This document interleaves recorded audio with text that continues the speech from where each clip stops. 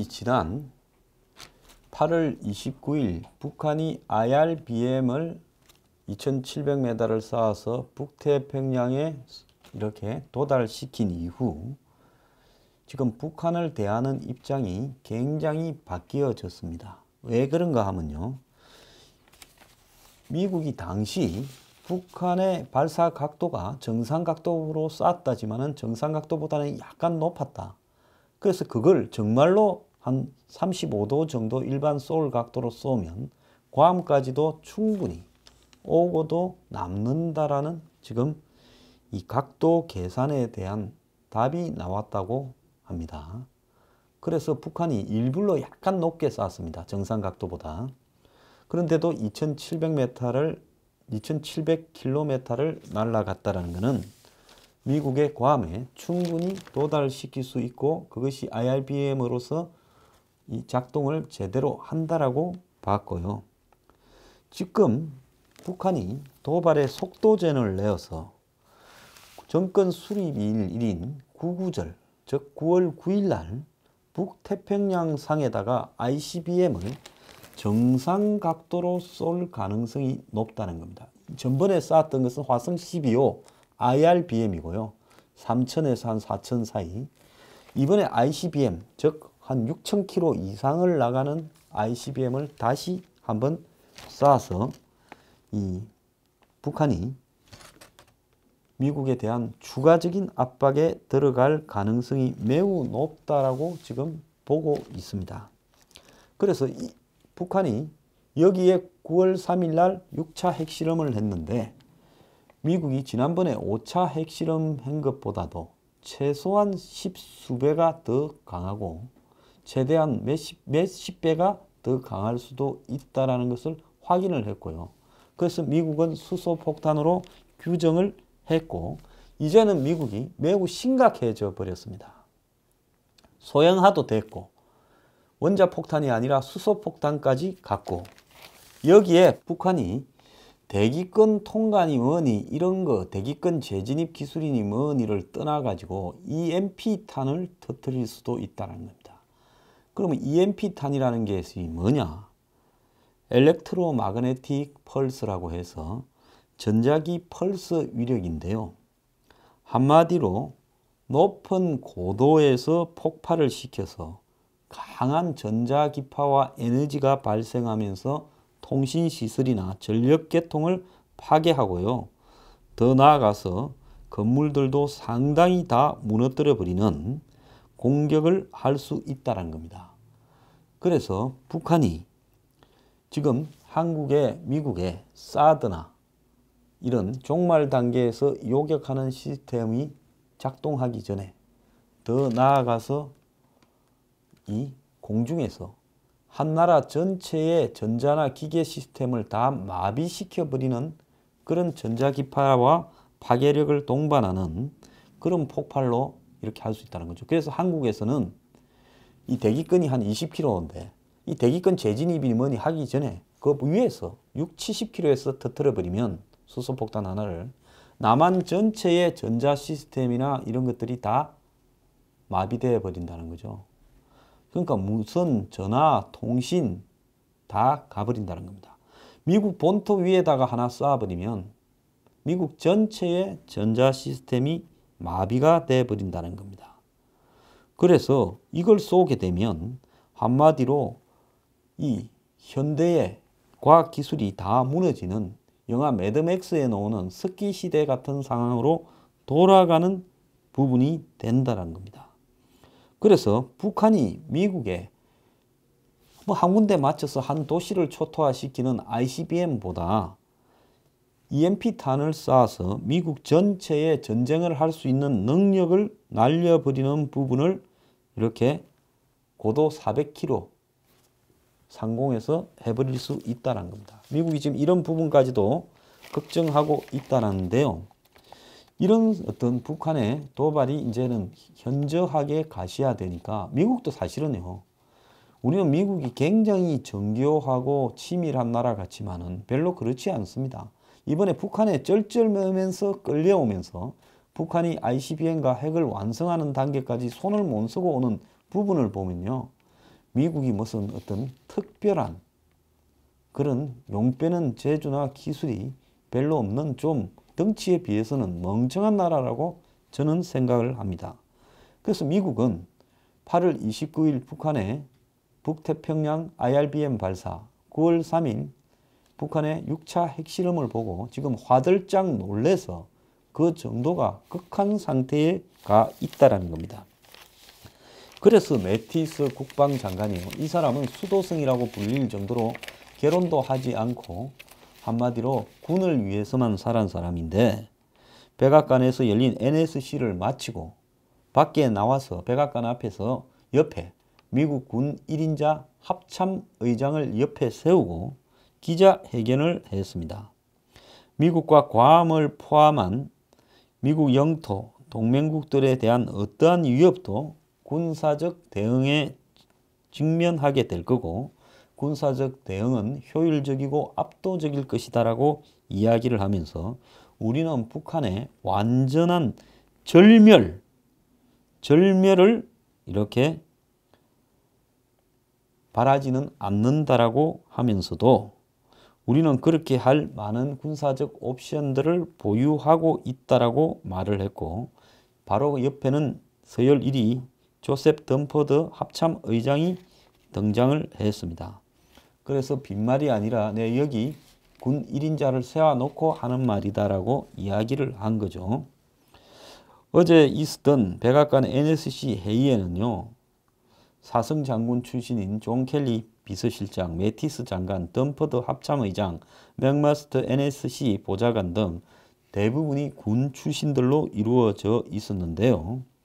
트럼프는 이날 오전에 북한에 대한 공격이 있냐라고 이렇게 성당에 그 허리케인 하비 희생자 추모 기념 성공회 교회에 갔다 오다가 기자들이 물으니까 두고 보자라고 이야기를 했고 미국의 주전파 그레이엄 상원의원 같은 경우에는 외교 내력이 실패하면 북한의 무기 시스템을 공격할 것을 100% 확신한다라고 이렇게 말을 했습니다.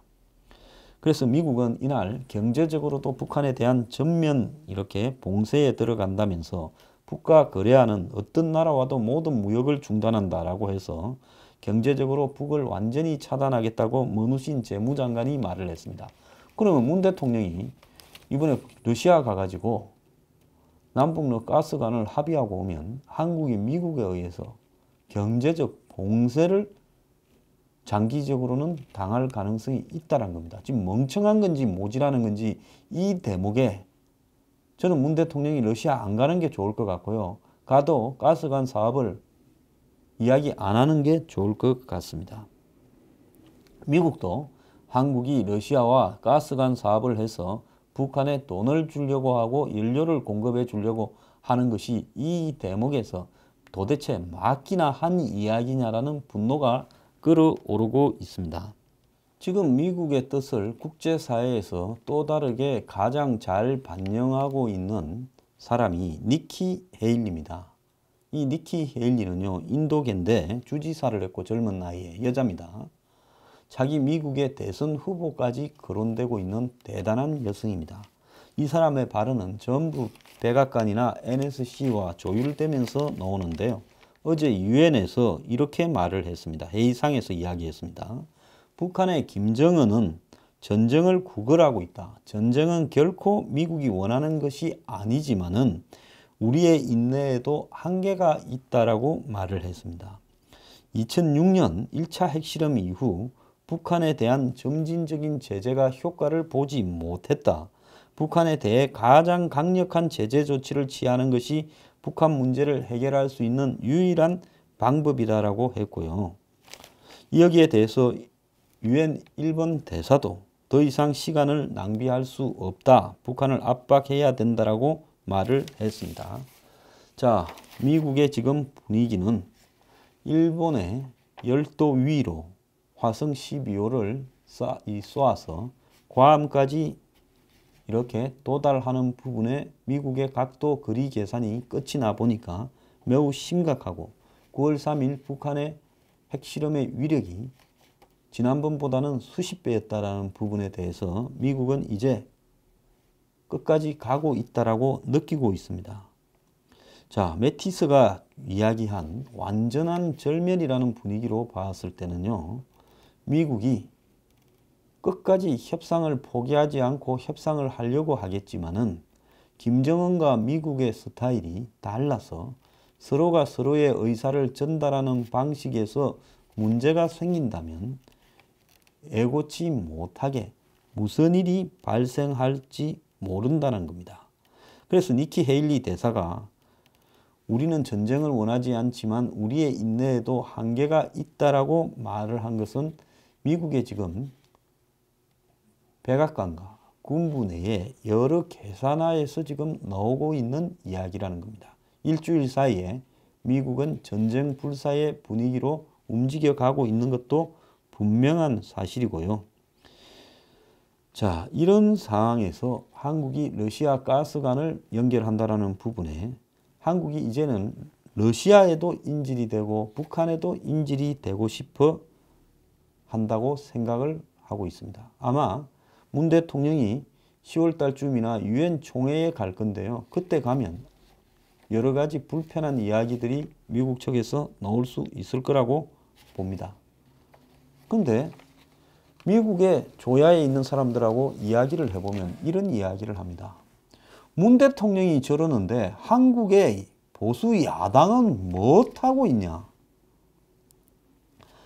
제가 지난번에 뉴스 브리핑에서 일본의 아베에게 같이 핵 개발을 하자라고 한국 야당이 제안해라는 거, 미국에서는 제 지인들은 그것이 매우 바람직한 일이라고 이야기를 하고 있습니다.